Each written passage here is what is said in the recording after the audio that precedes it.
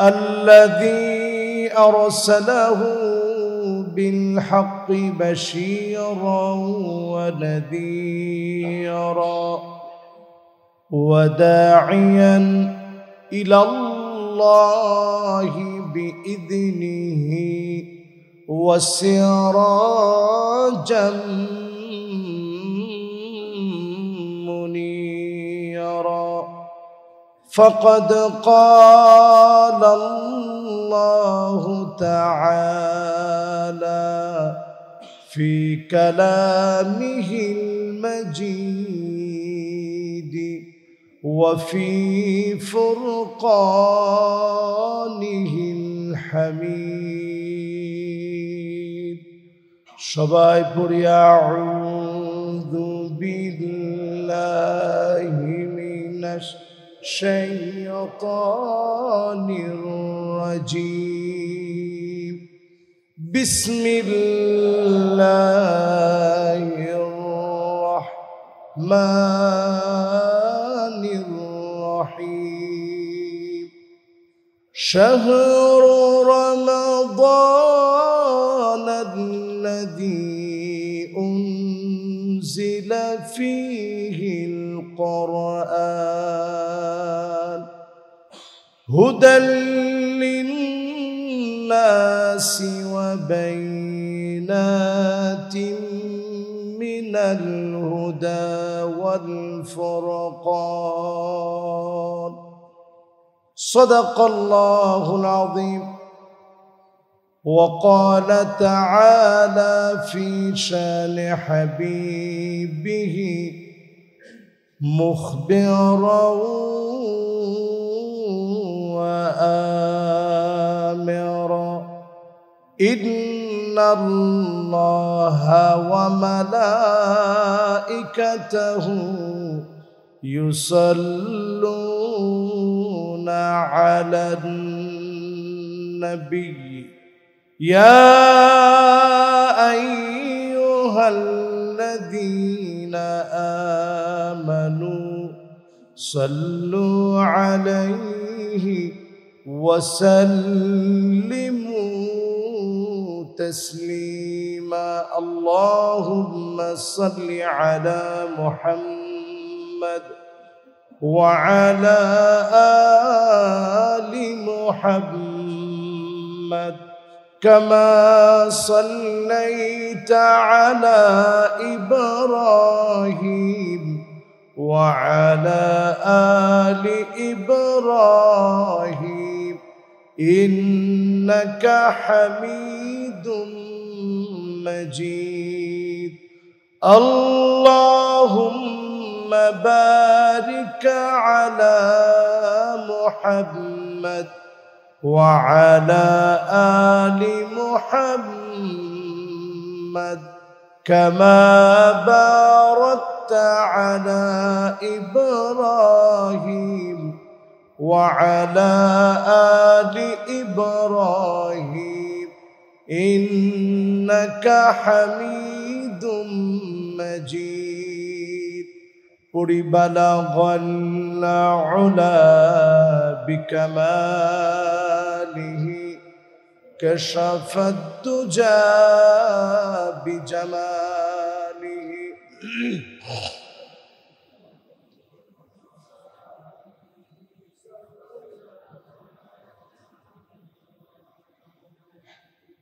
अगर न होती ये फूल के बुलबुल का तरन्नुम भी न हो चमनदहार में गलियों का तबस्सुम भी न हो बलगल उला بكماله كشف الدجى بجماله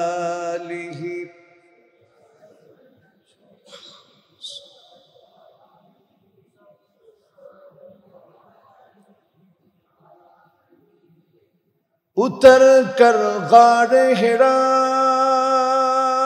से सोए कौम आया अवरे के नुस्खाए किमिया सतलाया बलगल उला बिकमालिही कशफत दुजा बिजमालिही हसनत जमीअ खिसालिही।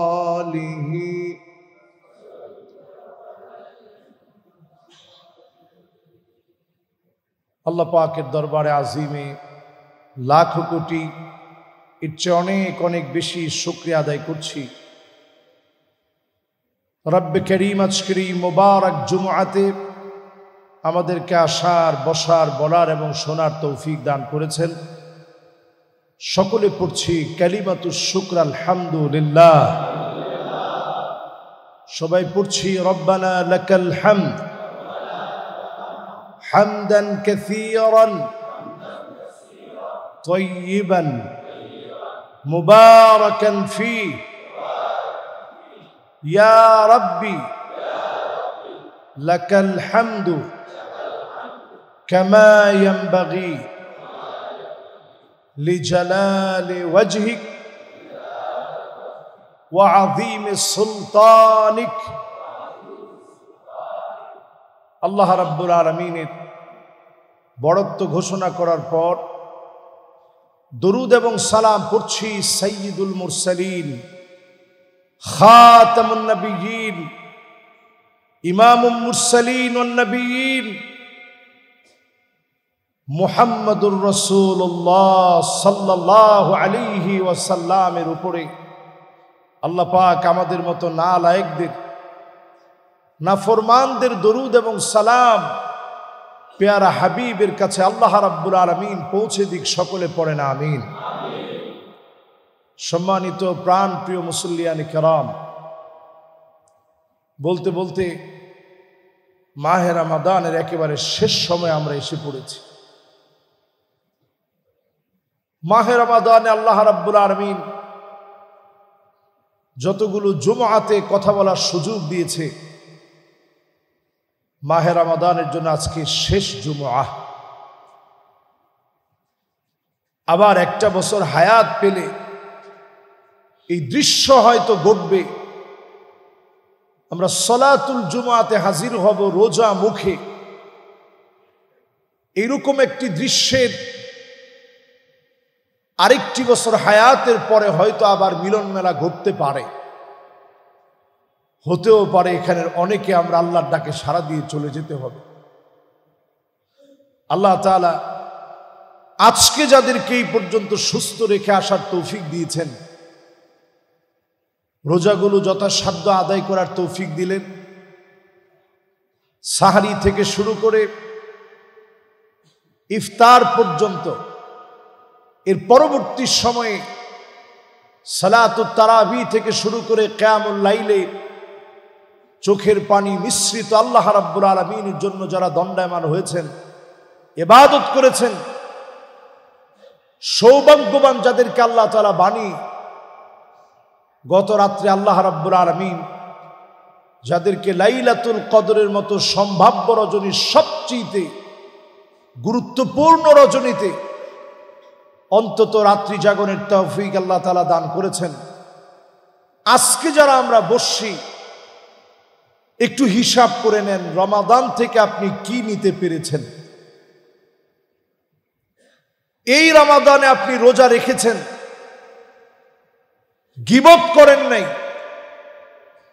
আপনি কি এমন রোজাদার হতে পেরেছিলেন? একটু হিসাব করেন, আপনি রমাদানে রোজা রেখেছেন, মিথ্যা বলেন নাই, এরকম রোজাদারকে আপনি হতে পেরেছিলেন? আপনি হিসাব করেন রমাদান পেয়েছি গুনাহ মাফের জন্য। ওয়াযালিকা কুল্লু লাইলা, প্রত্যেকটা রাতে আল্লাহ রাব্বুল আলামিন মাফ করে দিয়েছেন অসংখ্য গোলামকে। আপনি কি নিজেকে এর মধ্যে শামিল করতে পেরেছেন? এই সময়টাতে এসে একটু চিন্তা করেন, এই তো রমাদান শেষ হয়ে যাবে, আপনি চাইলেই এই সুযোগ আর পাবেন না। মান হুরিমা খায়রাহা ফাকাদ হুরিম। রমাদান চলে যাবে, গুনাহগুলা যার থেকে যাবে, সবচেয়ে বড় বঞ্চিত মাহরুম হবে সে। রমাদান আসার পরেও যেই লোকটা গুনাহ মাফ করায় নিতে পারে নাই, সে লোকটা চির বঞ্চিত হয়ে যাবে, হতবাগা কপাল পোড়া হয়ে যাবে। রমজান আসছে, আসার পরে যতজন গুনাহ থেকে মাফ চেয়েছেন, ক্ষমা চেয়েছেন, নিজের অভ্যাসগুলা পরিবর্তন করে ফেলেছেন, জেনে রাখবেন এবারের রমাদানে যিনি কবুল করে নিলেন তিনি কে। যেই সময়টা বাকি আছে এই সময়টাকে অন্তত কাজে লাগান। আমাদের তো পরিস্থিতি এমন হয়, রমাদানের শেষ সময়টাতে যদি সুযোগ সুবিধার ব্যবস্থাপনা থাকতো, তাহলে মাইকে আমরা অ্যানাউন্স করতাম, অসংখ্য মুসল্লিকে এখন খুঁজে পাওয়া যাচ্ছে না। আমাদের তো অবস্থা এরকমই হয়, রমাদান যখন আসে, ঘটা করে রমাদান আসার পরে মসজিদ ভরে যায়, একেবারে টইটুম্বুর হয়ে যায়। 20-এর পর থেকে সবচেয়ে কাঙ্ক্ষিত সময় যখন আসে, সবচেয়ে সওয়াবের রজনীগুলো যখন আসে, আস্তে আস্তে আস্তে আস্তে আমরা সব মার্কেটমুখী হয়ে যাই। মার্কেটমুখী হতে হতে হতে হতে শেষ পর্যন্ত আর খুঁজেই পাওয়া যায় না। আর চাঁদ রাতের কথা তো বাদই দিলাম, ওই রাতে তো আমি যে মুসলমান এইটাই আমাদের অনেকের মনে থাকে না। কথা কি সত্য না মিথ্যা? একটা মাস সিয়াম সাধনার পরে আপনার রোজা যে আল্লাহর কাছে কবুল হয় নাই, নামাজ যে কবুল হয় নাই, তারাবি যে কবুল হয় নাই, এটা বুঝার জন্য কোনো হুজুরের কাছে তো ফতোয়া জিজ্ঞাসা করা লাগে না। যেই লোকটা 1 মাস সিয়াম সাধনা করে চাঁদ রাতের ভিতরে বড় বড় বক্স এনে গান বাজাতে পারে, সেই লোকটা সব কিছু আল্লাহ কবুল করতে পারেন। সিয়াম সাধনার এই ত্যাগ তিতিক্ষার মাসে আল্লাহর কাছ থেকে কোনো কিছু সেই লোকটা অর্জন করতে পারে নাই। ঠিক কিনা বলে? এই রমাদান চলে যাওয়ার আগে সাহাবাই কেরামের কান্না কেমন ছিল? ইয়াদউনাল্লাহ সিত্তাতা শুরিন আইয়াতাকাব্বালাহু মিনহুম। আয় আল্লাহ, রমজানে যেটুকু আমল করেছি মেহেরবানি করে কবুল করে নিন। টুটা ফাটা যেটুকু আমল করেছি কবুল করে নিন। 6টা মাস ধরে আল্লাহ রাব্বুল আলামিনের কাছে সাহাবায়ে কেরাম কবুলের জন্য দোয়া চেয়েছেন, কবুলের জন্য দোয়া করেছেন। আর আপনি আমি চাঁদ রাতে সব ট্রেনিং ভুলে যায়। আজকে থেকে নিয়ত করেন, বাকি যে সময়টুকুন আছে এই সময়টুকুনকে কাজে লাগাবেন। অবশ্যই যিনি গুনাহ মাফ করে কবুল করে নেবেন তিনি কে? সম্মানিত মুসল্লিয়ান কেরাম, আমাদের সামনে অবশিষ্ট আছে এখনো 2টা এমন ইবাদত, যে ইবাদতের মধ্য দিয়ে আমাদের গুনাহ মাফ হবে। এখনো আমাদের জন্য সুযোগ আছে। এর মধ্যে একটি হচ্ছে সাদাকাতুল ফিত্র। সবাই একটু আমার সাথে বলেন কি? আপনারা দেন তো সবাই? আপনার নিজের জন্য না কাদের জন্য?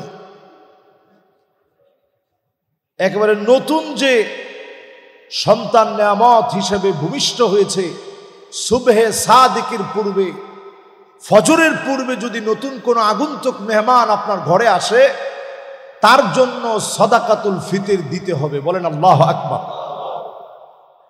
আমরা দান করার ক্ষেত্রে বড় কৃপণ। সাদাকাতুল ফিতর দেওয়ার ক্ষেত্রে আমরা চিন্তা করি যে হুজুর কোন রকম যদি বাঁচতে পারি দিয়া 110 টাকা যদি হুজুর আরেকটু কমানো যাইতো তাহলে হুজুর আমাদের মনটা ভরতো যে হুজুর আরেকটু কম তো দিতে পারছি। সাদাকাতুল ফিতরটা আমরা কেন দিব এই উদ্দেশ্যটা আগে বুঝি। সাদাকাতুল ফিতর আমরা এই জন্য দিব, তুহরাতুন লিস-সাইমি মিনাল লাগবি ওয়ার রাফাস। রোজা রাখার পরেও সামান্য ত্রুটি বিচ্যুতি হয়ে গেছে কথাবার্তায়, আচরণে। রোজার হক আমি পুরোপুরি আদায় করতে পারি নাই, চোখের খেয়ানত হয়ে গেছে। আর বর্তমান যে সময়, আপনি মোবাইলটা হাতে নিলেই তো চোখের খেয়ানত হওয়া শুরু, ঠিক না? তো এইরকম কোন অনাকাঙ্ক্ষিত ঘটনা হয়ে গেছে, সাদাকাতুল ফিতরের মধ্য দিয়ে অনাকাঙ্ক্ষিত সব ঘটনাকে যিনি মাফ করে দিবেন তিনি কে? 2 নম্বরে আল্লাহ দিলেন তু'মাতুল লিল মাসাকিন, মিসকিনদের জন্য খাদ্য দিলেন। সাদাকাতুল ফিতরের মধ্য দিয়ে আপনার পাশের অভাবী মানুষের মুখে হাসি ফুটবে। ঈদের দিন সে ডুকরে কাঁদবে না, দরজা বন্ধ করে থাকবে না, ঈদের দিনের আনন্দ ভাগাভাগি করবে। আপনি যখন সাদাকাতুল ফিতর দিবেন, তার খাদ্যের ব্যবস্থা করে দিবেন।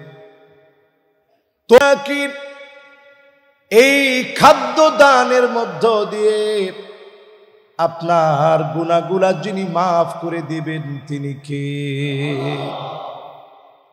দ্বিতীয় নম্বর প্রশ্ন এখন, হুজুর দিব কখন? হাদিসের মধ্যে আসছে, সাহাবায়ে কেরাম বলছেন আমরা 3 দিন আগ থেকে দেওয়া শুরু করতাম, অথবা ক্বাবলা ইয়াউমাইন, 2 দিন আগ থেকে আমরা দেওয়া শুরু করতাম, 2 দিন অথবা 3 দিন। হুজুর এর আগে দেওয়ার সুযোগ আছে কিনা? হ্যাঁ সুযোগ আছে, না জায়েজ না। তবে উত্তম হলো একেবারে শেষ সময়ে 2 দিন অথবা 1 দিন আগে অথবা 3 দিন আগে সাদাকাতুল ফিতর দেওয়া। যদি এটাও সম্ভব না হয়, ঈদগাহে একেবারে ঈদের নামাজের পূর্বে দেওয়া। এই বর্ডার যদি আপনি ক্রস করে ফেলেন, মনে করছেন হুজুর আমার দান আমি করব, যার ইচ্ছা তারে করবো, অসুবিধা কি? যেই সময় ইচ্ছা দিব। ঈদের নামাজের পরে যদি কেউ সাদাকাতুল ফিতর দেন, নবী সাল্লাল্লাহু আলাইহি সাল্লাম বলছেন মান আদাহা বা'দা সালাহ, কেউ যদি ঈদের নামাজের পরে সাদাকাতুল ফিতর দেয়, ফাহিয়া সাদাকাতুন কাস সাদাকাত, এটা এমনি একটা দান সদকা হবে, কিন্তু সাদাকাতুল ফিতর আদায় হবে না, ওয়াজিব তরক করার কারণে আপনি গুনাহগার হবেন, ঠিক কিনা বলে? এখন আসেন হুজুর দিব কয় টাকা, কি দিয়ে দিব? এই 2টা প্রশ্ন। বাংলাদেশে যখনই সাদাকাতুল ফিতরের সময়টা আসে, আমরা ইউটিউবে সোশ্যাল মিডিয়াতে বিভিন্ন রকমের টপিকস দেখতে পাই। এই টপিকসগুলোর কারণে আমরা অনেক সময় বিভ্রান্ত হই যে আসলে দিব কি দিয়ে, প্রোডাক্ট দিয়ে দিব না টাকা দিয়ে দিব। এটা নিয়ে বিভিন্ন আলেমের বিভিন্ন মন্তব্য।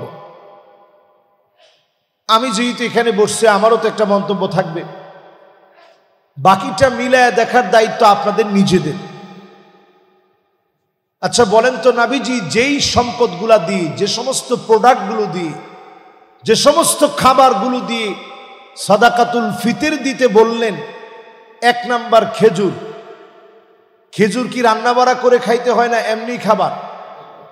সুবহানাল্লাহ, এটা ডাইরেক্ট খাবার, টাটকা খাবার। এখন খাইবেন এখন ঠিক, যেইখানে খাইবেন ওইখানে ঠিক, যে কোনো মুহূর্তে আপনি খেজুর খেতে পারবেন। ক্ষুধা লাগছে খাইলেন। গাওয়া দিয়ে যারা সৌদি আরবে গেছেন, খায় না সৌদি আরবের লোকেরা? গাওয়া দিয়ে তারা খেজুর দিয়ে খাচ্ছে। তাহলে খেজুর এটা নিজে একটা রেডি খাবার, এটা রেডি করার জন্য আর কিছু করতে হয় না। বালুটাও সরায় না সৌদি আরবের লোক, আপনি দেখবেন গাছের নিচে খেজুর পড়ে আছে, সুন্দর করে নিয়ে একটু ফু দিয়ে খেয়ে ফেলছে।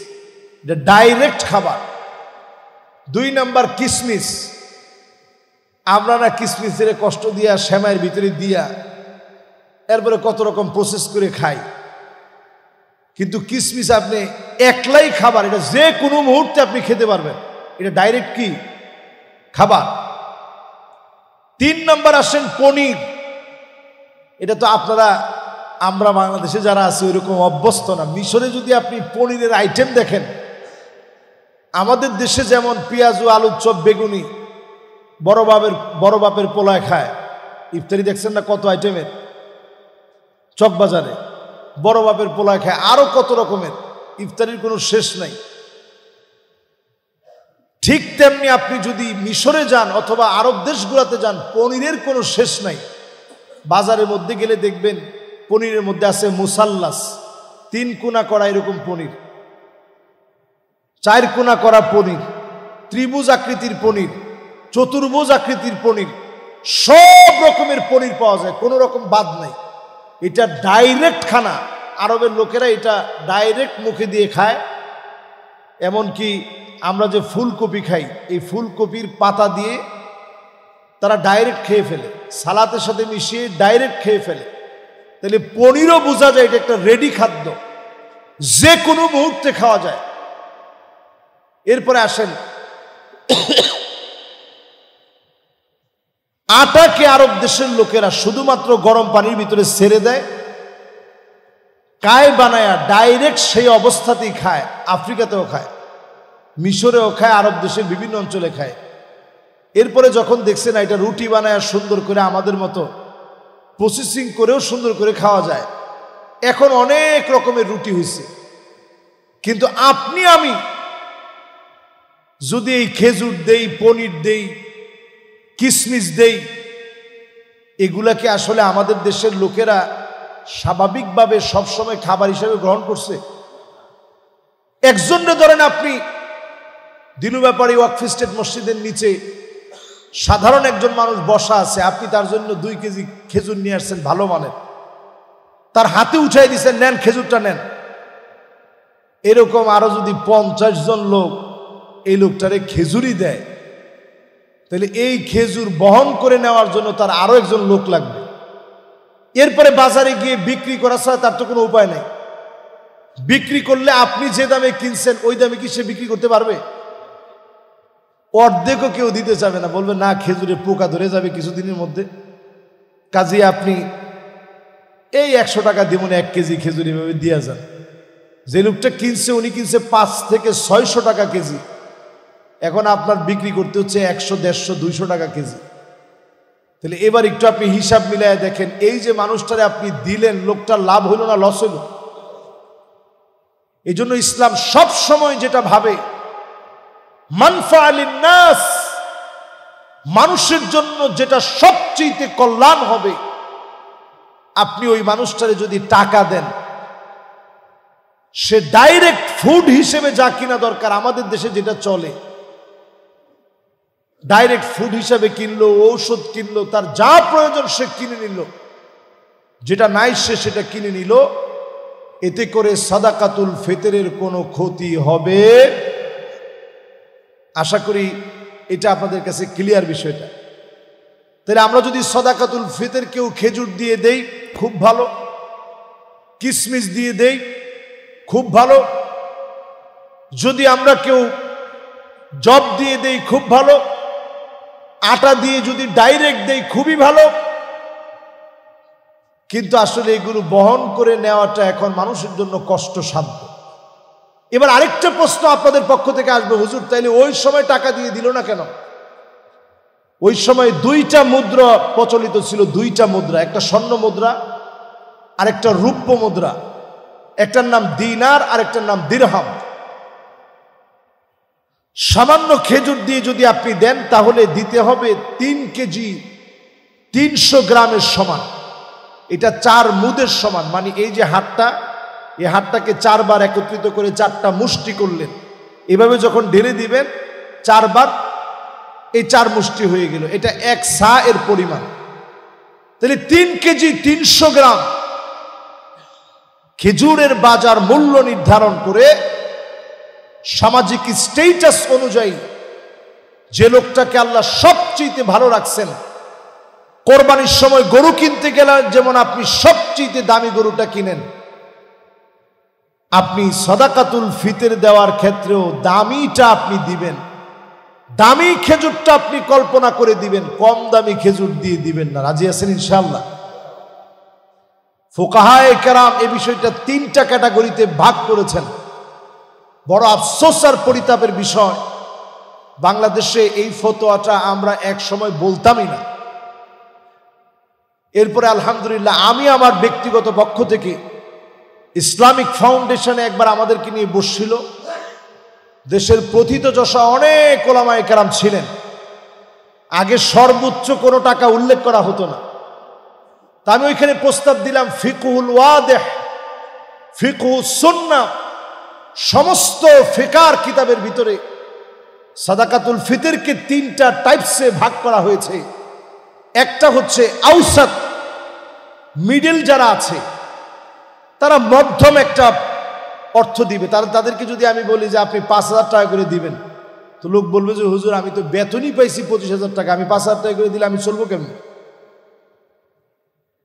এই জন্য একটা হচ্ছে মধ্যম, আরেকটা হচ্ছে আলা,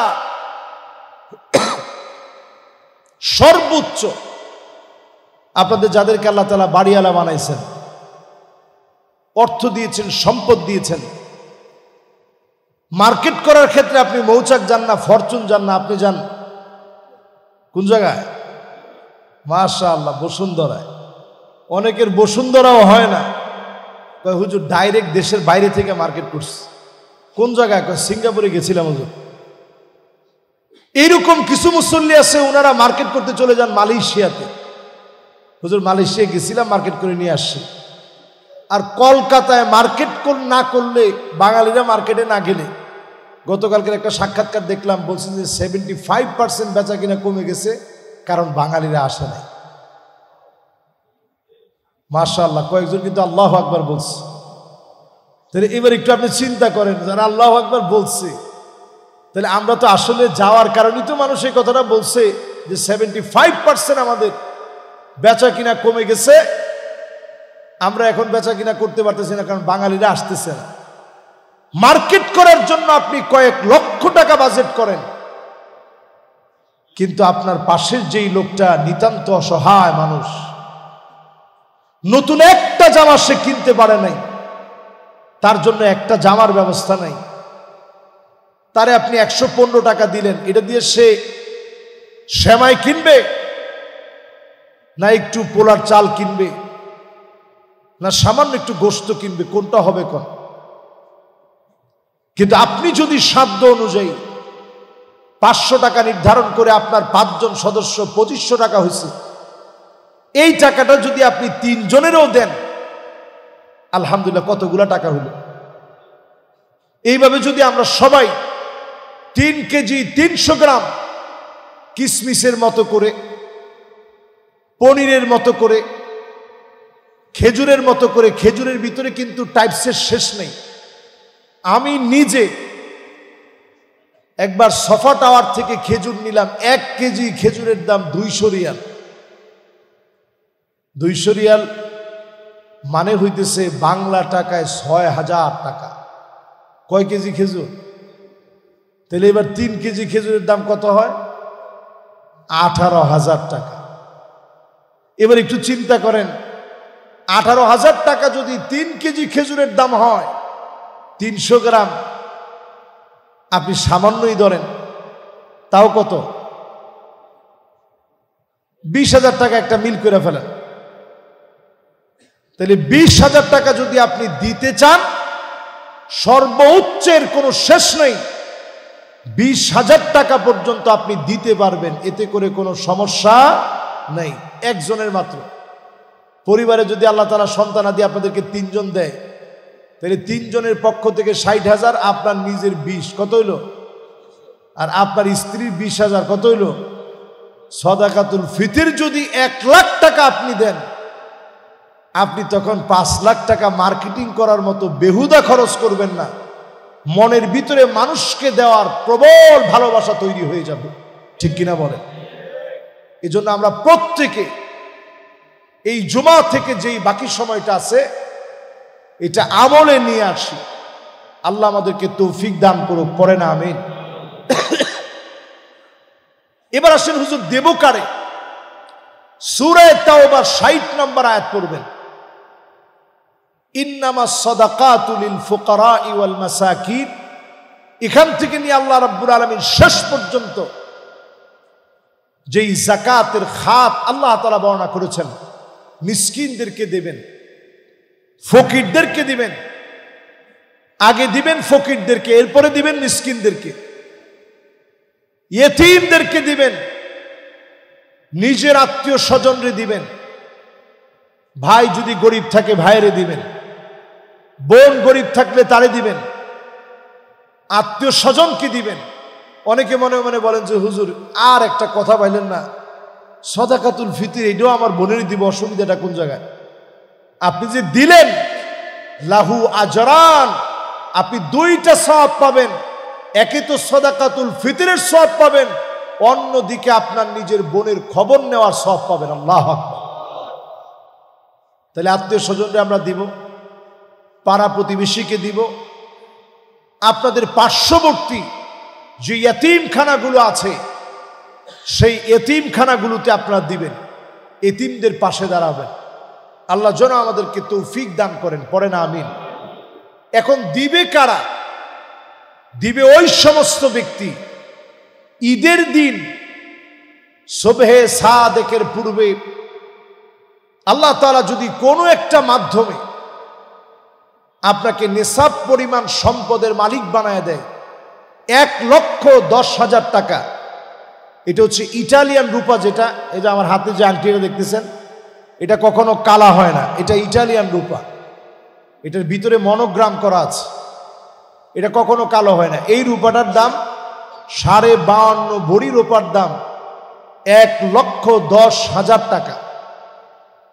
আর স্বাভাবিক রূপা যেটা বাজারে পাওয়া যায়, এটা কালো হয়ে যায় অল্প কিছুদিন গেলে, এইটার দাম ৮৫,০০০ টাকা। ৮৫, ৯০ যার কাছ থেকে যা রেখে পারে। এখানে স্বর্ণ অথবা রূপার ব্যবসা করেন কেউ আছেন?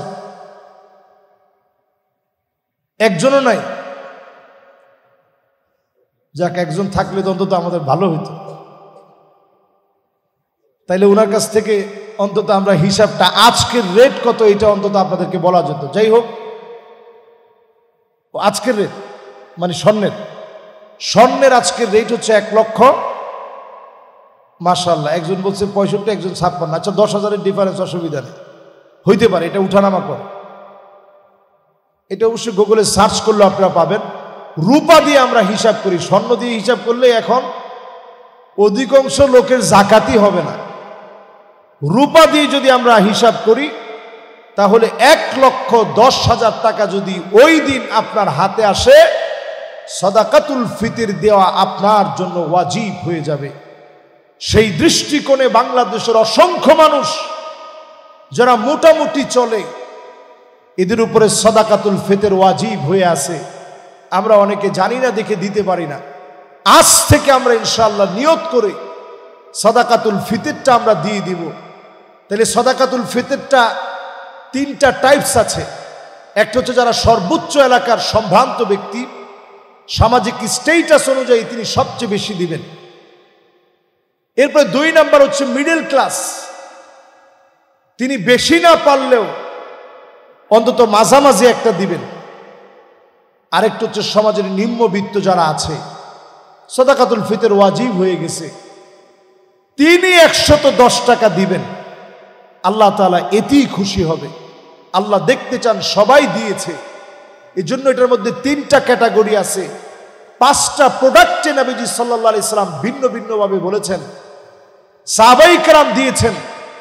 এইভাবে আমরা এই সাদাকাতুল ফিতরটা ইনশাআল্লাহ রমাদানুল মুবারাকের পূর্ণ বরকত হাসিলের জন্য আমরা প্রত্যেকে দেওয়ার চেষ্টা করব। আল্লাহ তৌফিক দান করুন, পড়েন আমিন। এবার আসুন, সাদাকাতুল ফিতরের পরে আমাদের আরেকটি বড় মাপের কাজ বাকি আছে। রমাদানুল মুবারাকের সমাপ্তি হবে আনন্দের মধ্য দিয়ে। যে আনন্দ আমাদের কাছে আসবে তার নাম ঈদুল ফিতর। সবাই বলেন কি নাম? আবার একটু বলেন তো কি নাম?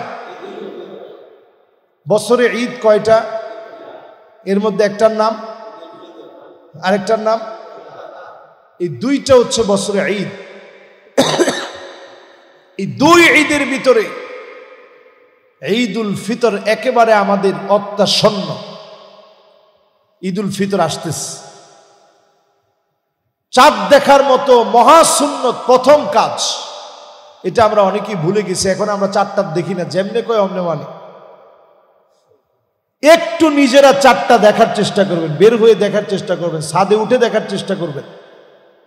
যদি দেখতে পারেন এটা একটা সুন্নাহ।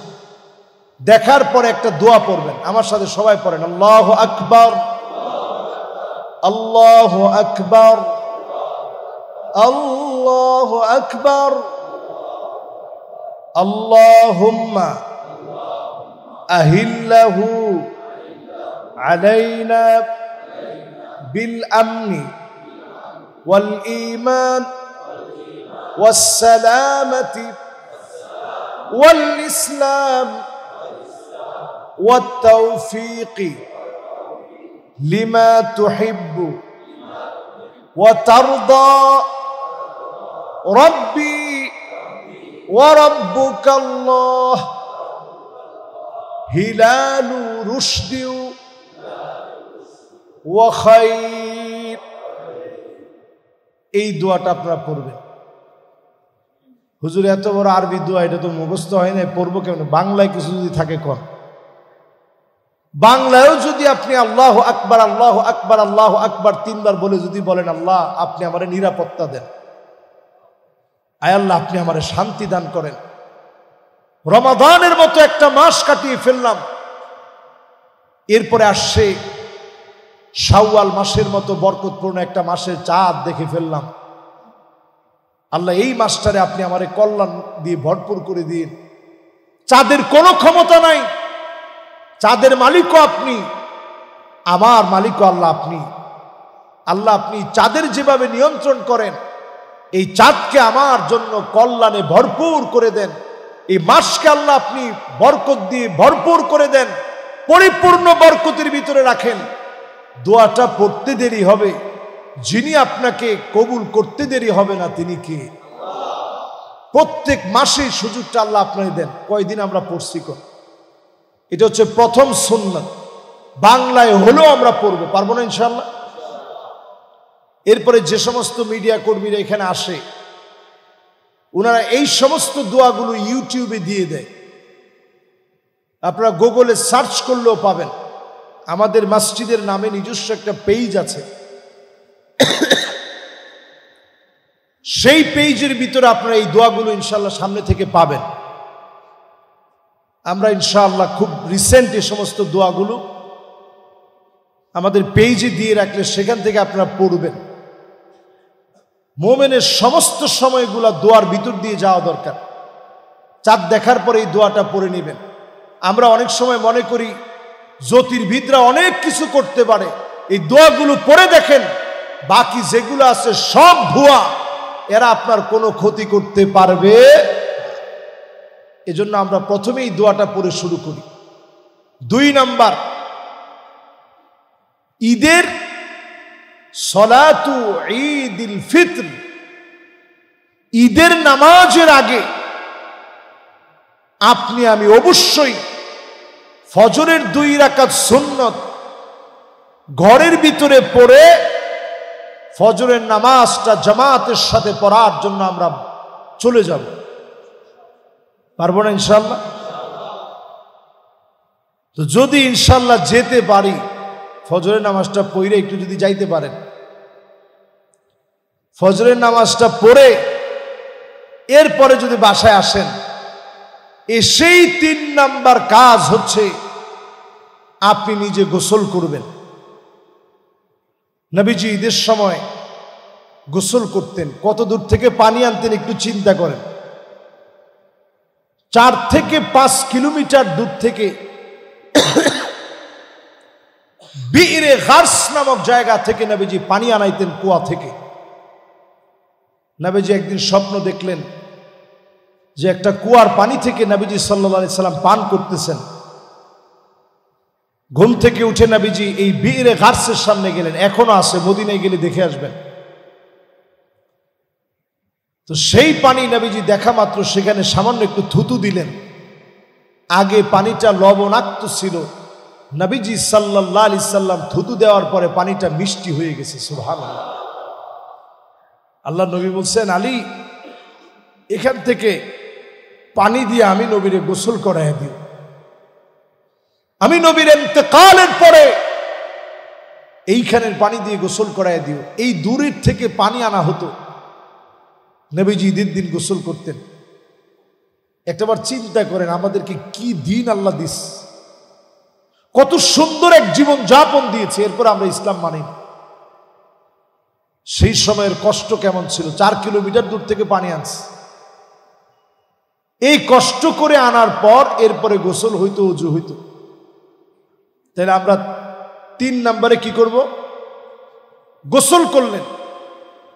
4 নম্বরে তাতুইব, সুগন্ধি ব্যবহার করেন। যার কাছে যে সুগন্ধি আছে, কেউ মিশকে আম্বর লাগাবেন, কেউ স্ক্রাবসার লাগাবেন, কেউ বাখুর লাগাবেন, কেউ ঔদ লাগাবেন, কেউ আলফু জাহরা লাগাবেন, কেউ মিশকে আবিয়াদ লাগাবেন। এরকম যেই সুন্দর সুন্দর আতরগুলো আছে, এই আতরটা একটু দেন, মাখেন। সন্তানকে 5ম নম্বরে রেডি করে বাপ তার ছেলেকে নিবেন, সাথে নিয়ে বের হওয়ার সময় বেজোর সংখ্যক খেজুর মুখে দিবেন। একটা অথবা কয়টা খেজুর মুখে দিলেন। হুজুর খেজুর নাই, তাহলে অন্য কোনো মিষ্টান্ন খেয়ে নেবেন। খেজুরটা হলে সবচেয়ে ভালো। মুখে দিয়ে এরপরে আপনি বের হলেন। বের হয়ে পথে যখন আপনি চলছেন, আল্লাহু আকবার, আল্লাহু আকবার, লা ইলাহা ইল্লাল্লাহু, আল্লাহু আকবার, আল্লাহু আকবার, ওয়ালিল্লাহিল হামদ, আল্লাহু আকবার, আল্লাহু আকবার, লা ইলাহা ইল্লাল্লাহু, আল্লাহু আকবার, আল্লাহু আকবার, ওয়ালিল্লাহিল হামদ। এই রোজার ঈদে আস্তে আওয়াজে বলবেন। কেমন আওয়াজ? তাহলে কয়টা গেছে? 6 নাম্বার গেছে। আপনাদের খেয়াল আছে? এখনই কয়জনে কইছেন? 4টা। আচ্ছা, এবার আমরা আবার একটু মিলাই। 1 নাম্বার কি? মাশাআল্লাহ, লিল্লাহে তাকবীর। ওয়াজ খালি শুনলে তো হবে না, ওয়াজ বাড়ি পর্যন্ত নিয়ে যেতে হবে, তাহলে কাজে লাগবে। তাইলে দেখবেন এইখানে আসাটা, এই যে আপনারা আগে আগে আসছেন, আমি অনেক মুসল্লিরে দেখেছি, আমি আসার আগে ওনারা চলে আসছেন। ওনারা আমাদের চাইতে বেশি সওয়াব নিয়ে বাড়িতে যাবেন ইনশাল্লাহ বলে। 2 নাম্বার, মাশাআল্লাহ, ফজর যার নাই কিসের ঈদের নামাজ। এরপরে কয় নাম্বার? কি সেটা? মাশাআল্লাহ। এরপরে কয় নাম্বার? কি সেটা? খুশবু লাগানো, মাশাআল্লাহ। এরপরে কয় নাম্বার? কি সেটা? নিজের বাচ্চাদেরকে সাথে নিবেন। এরপরে 6 নাম্বারটা কি? একটু মিষ্টান্ন গ্রহণ করবেন। এরপর 7 নাম্বারটা কি? এই যে দোয়া পড়া, এই যে দোয়া পড়া। 8 নাম্বারে যেতে যেতে আপনি মাঝে মাঝেই পোশাকটার দিকে তাকাবেন আর বলবেন, আলহামদুলিল্লাহিল্লাযী কাসানি হাযা সাওবা ওয়া রাযাকানিহি মিন গায়রি হাওলিন মিন্নি ওয়ালা কুওয়া। আল্লাহ তাআলা, এই পোশাক আমার টাকা আছে বিদায় পড়তে পারছি এমন না, ক্ষমতা আছে বলেই কিনতে পারছি এমন না, আল্লাহ আপনি কিনাইছেন দেখে আমি কিনতে পারছি। আল্লাহু আকবার। এটা যখন আপনি পড়লেন, আল্লাহ ফেরেশতাদেরকে বলবে, দেখছো আমার গোলাম এত বেশি আমারে মহব্বত করে, যাও আমি আমার গোলামের গুনাহ খাতাগুলা মাফ করে দিলাম। সুবহানাল্লাহ।